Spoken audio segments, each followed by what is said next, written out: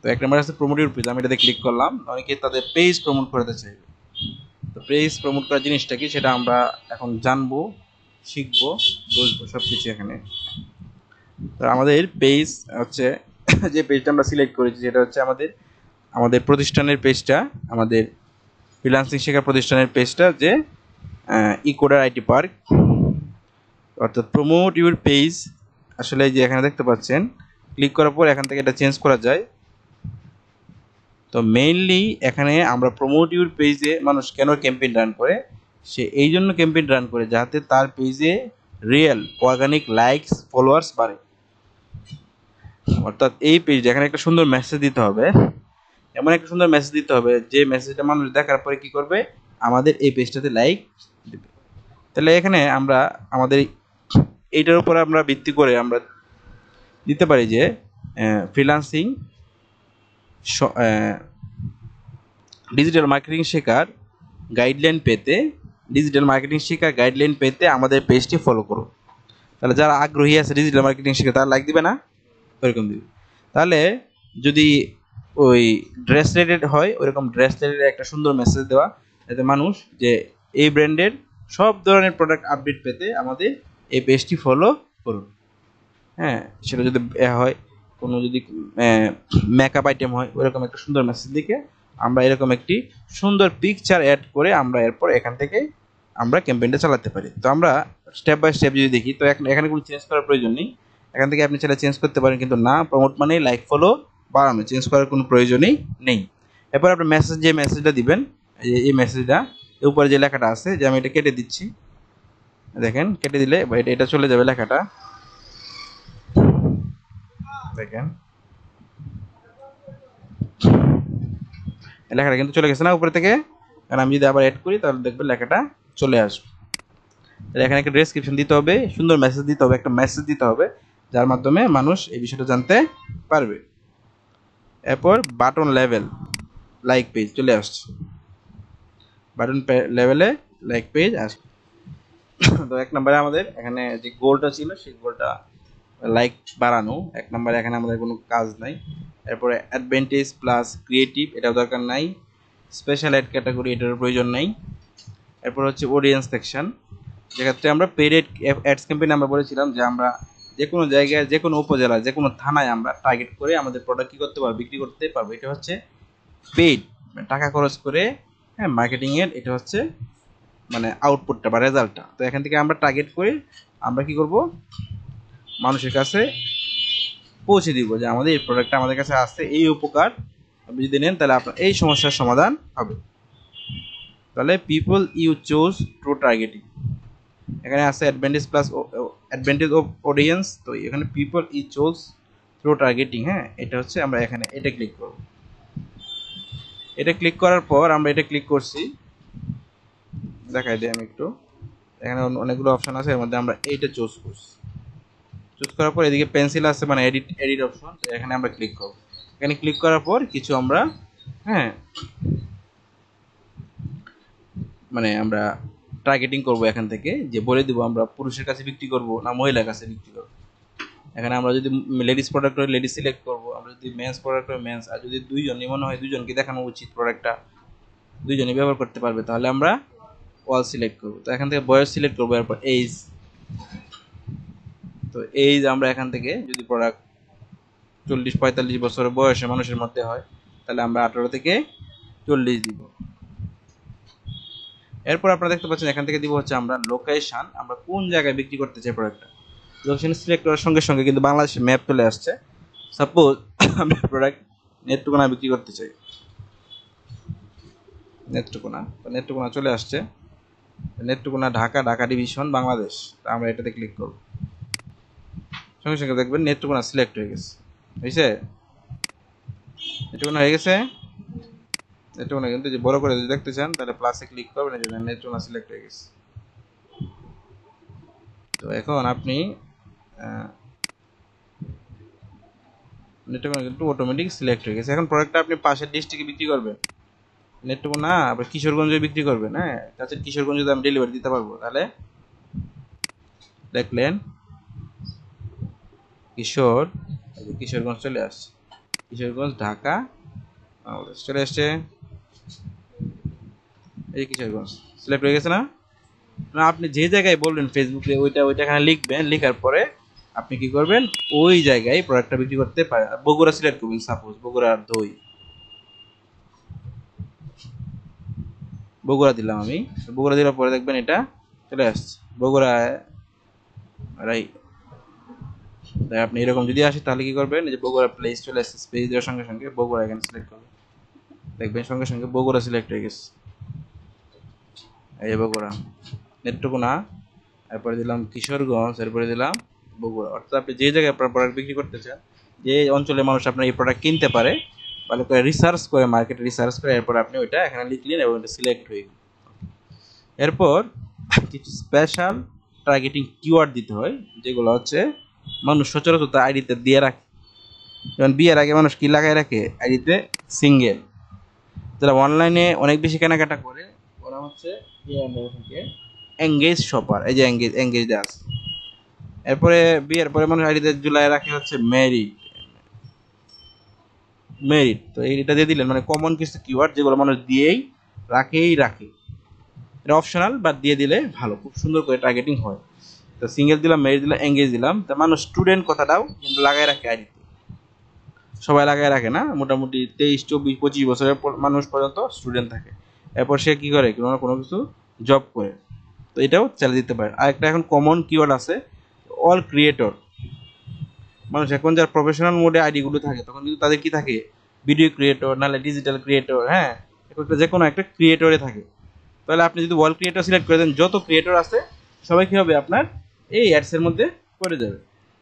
আমি দিয়ে দিলাম এই কমন কিওয়ার্ডগুলো। দেওয়ার পরে আমার এখানে কাজ শেষ, এই সেকশনে কাজ শেষ। আমি এখানে মেল ফিমেল সিলেক্ট করলাম, বয়স সিলেক্ট করলাম, জায়গা টার্গেট করলাম। এখন আমি কয়েকটা কমন ডিটেল টার্গেটিং কিওয়ার্ড দিয়ে দিলাম। এখন এই বিষয়গুলোকে আমরা ফ্রি মার্কেটিংয়ে দেখছিলাম, ফ্রি মার্কেটিংয়ে এরকম অপশন ছিল কোথাও? কখনোই ছিল না। ফ্রিতে ফেসবুক ফ্রিতে কি পেইড রিসোর্স ফ্রিতে দিবে না। আবার সেভ অডিয়েন্সে ক্লিক করলাম, সেভ হয়ে গেছে এটা। এরপর আমরা আসি নিচের দিকে, আমরা আসার পরে আমরা দেখতে পাচ্ছি যে এখানে স্টার্ট ডেট আছে। যদি আমি একটা আজকে শুরু করি 29 তারিখ, তাহলে এটা হ্যাঁ এটা স্টার্ট ডেট আছে। তো আজকে যদি শুরু করি তাহলে আজকে ডেট এখানে থাকবে, কোনো চেঞ্জ হবে না। আর এন্ড ডেট আমি একটা কয়দিন চালাবো, এখান থেকে সর্বনিম্ন চালানো যায় 5 দিন। কয়দিন? 5 দিন। 5 দিন যদি হয় তাহলে আজকে হলো 29, 30, 31, 1, 2, সর্বনিম্ন 2 তারিখ পর্যন্ত অ্যাড চালানো যাবে। এর কম কিন্তু অ্যাড চালানো যাবে না। সর্বনিম্ন অ্যাড চালানো যায় কয়দিন? 5 দিন এখানে। হ্যাঁ ঠিক আছে। এরপর আমরা হচ্ছে বাজেট, তো আমরা 5 দিন টার্গেট করছি না, 4 দিন হয়েছে এখানে। 5 দিন। তো এখানে ডেইলি বাজেট কত ডলারের সর্বনিম্ন অ্যাড দেওয়া যায় ডেইলি। তো এখানে আমি 5 দিন সিলেক্ট করছি। 5 দিনে আমি দিলাম হচ্ছে 5 দিনে ডেইলি বাজেট হচ্ছে কি $1। এখন ডেইলি বাজেট কত? সর্বোচ্চ একদিনে কত ডলার অ্যাড দেওয়া যায়? $500 অ্যাড দেওয়া যায়। তো আমি এখানে দিচ্ছি কি $1 করে। $1 নিচে অ্যাড দেওয়া যায় না। যদি আমি এখানে $4 দিই তাহলে দেখবেন হবে না।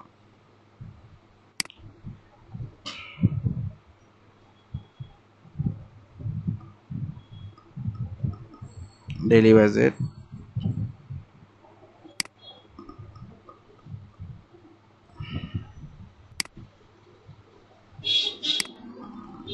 $1।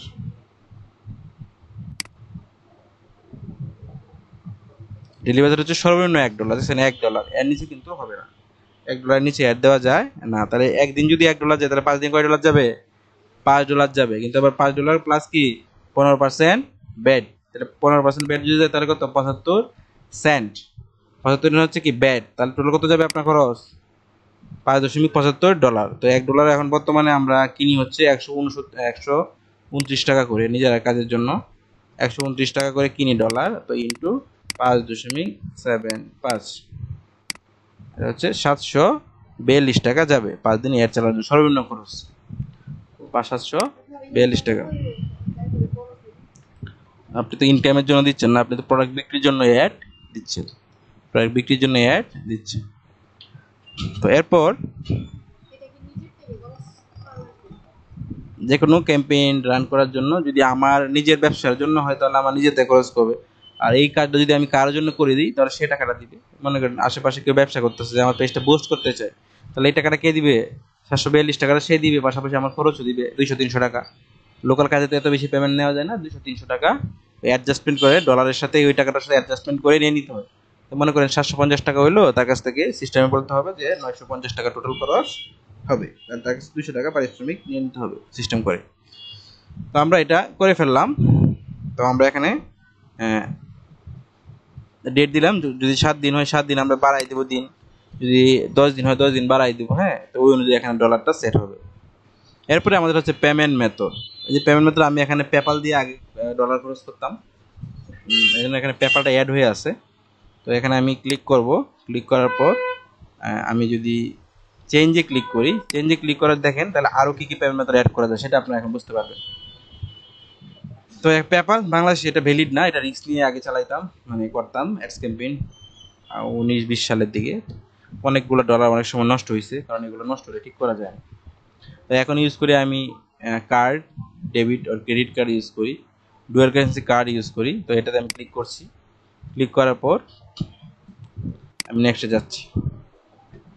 তো বাংলাদেশের ব্যাংকগুলোতে যে কার্ড দেয়, বাংলাদেশের ব্যাংকগুলোতে যে কার্ড দেয় এগুলো হচ্ছে ডেবিট কার্ড। কি কার্ড? ডেবিট। এটা কিন্তু শুধুমাত্র টাকা লেনদেন করা যায়, টাকা লেনদেন মানে আপনি এই সুপার শপগুলোতে তো কার্ড দিয়ে পেমেন্ট করা যায়, ওইখানে আপনি পেমেন্ট করতে পারবেন, অথবা কার্ড দিয়ে এটিএম বুথ থেকে টাকা তুলতে পারবেন। কিন্তু ইন্টারন্যাশনাল যে সাইটগুলো আছে, অন্য দেশের একটা ওয়েবসাইট, সেখানে কিন্তু বাংলাদেশি কার্ড ব্যবহার করা যাবে না। সেক্ষেত্রে কোন কার্ড ব্যবহার করা হয়?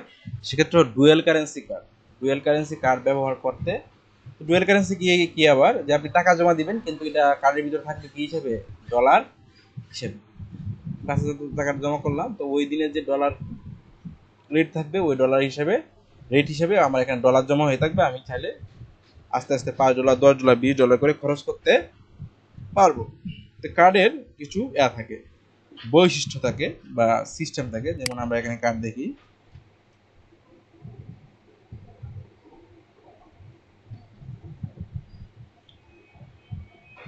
Virtual visa card.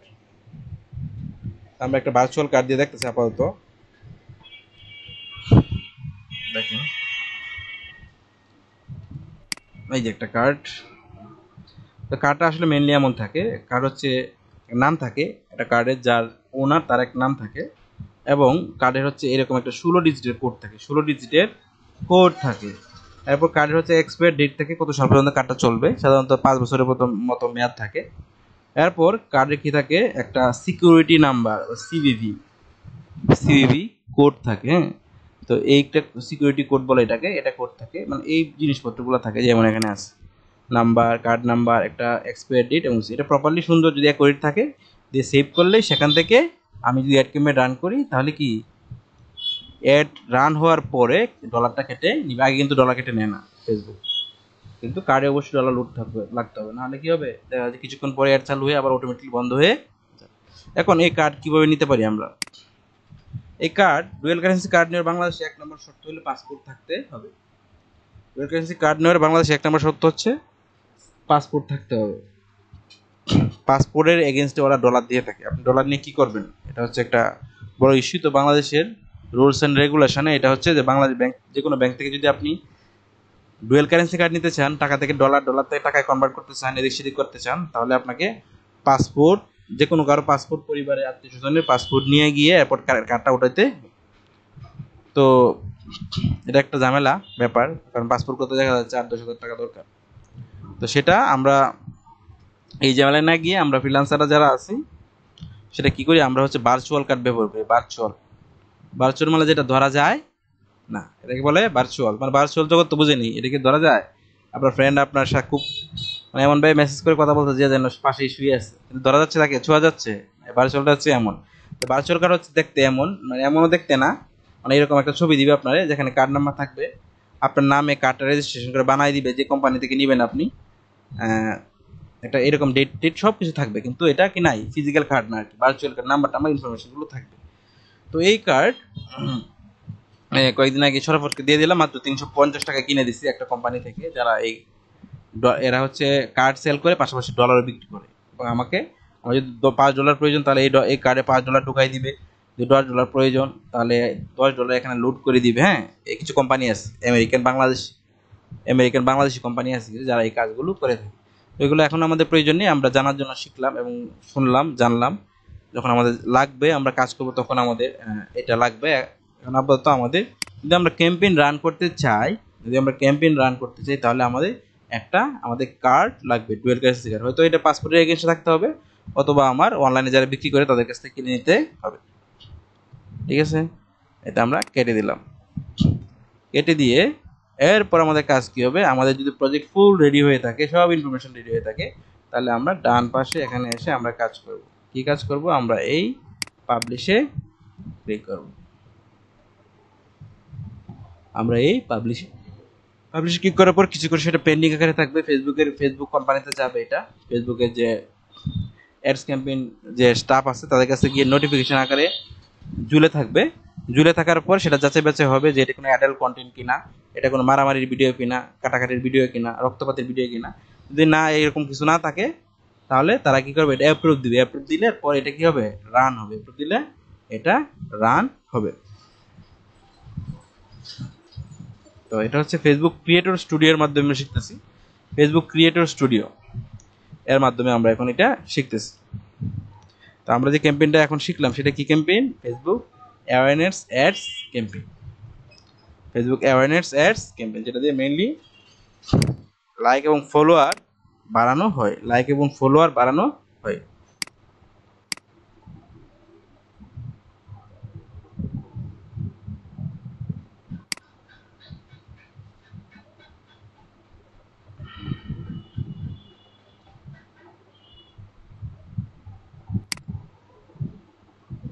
আমরা ব্যাকে আসলাম, ব্যাকে এসে আমরা আরেকটি অ্যাড ক্যাম্পেইন দেখার চেষ্টা করি।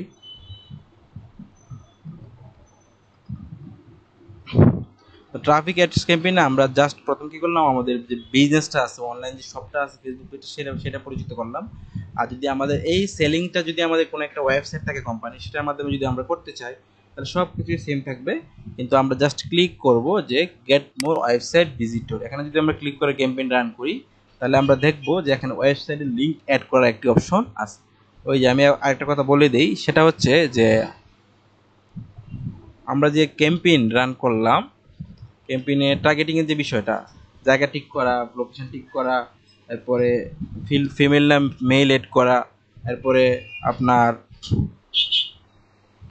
বয়সটা নির্ধারণ করে দেওয়া, এগুলো সবগুলোর নিয়ম হচ্ছে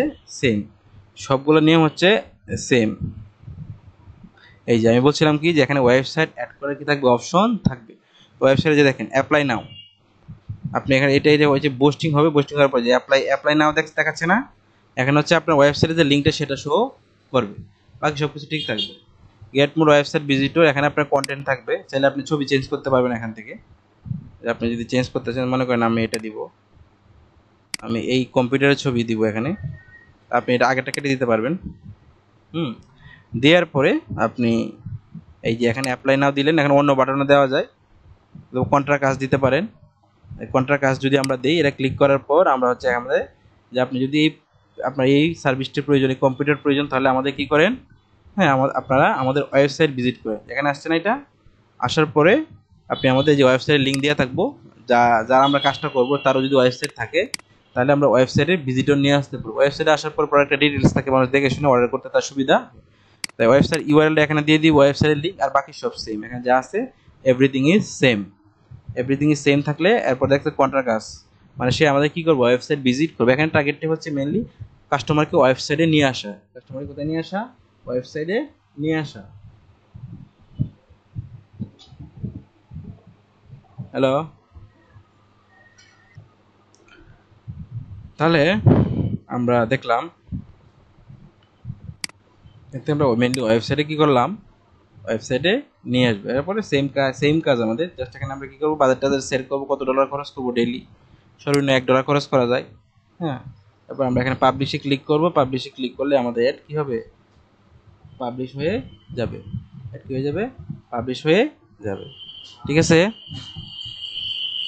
এই যে আমরা দুইটা দেখে ফেললাম অ্যাওয়ারনেস ক্যাম্পেইনের পার্ট। একটা হচ্ছে সরাসরি লাইক ফলো বাড়ানো, আর একটা হচ্ছে ওয়েবসাইট গেট মোর ওয়েবসাইটে ভিজিটর বাড়ানো। এরপর আমরা আগামী ক্লাসে দেখবো হচ্ছে আমরা আরো তিনটা get more visitor, get more message, get more পজ, গেট মোর লিস্ট, তিনটা দেখে ফেলবো। আজকে আপনার দুইটা দেখাই দিলাম, এখন আপনারা দুইটা একটু প্র্যাকটিস করেন, প্র্যাকটিস করে মাথায় ঢোকান।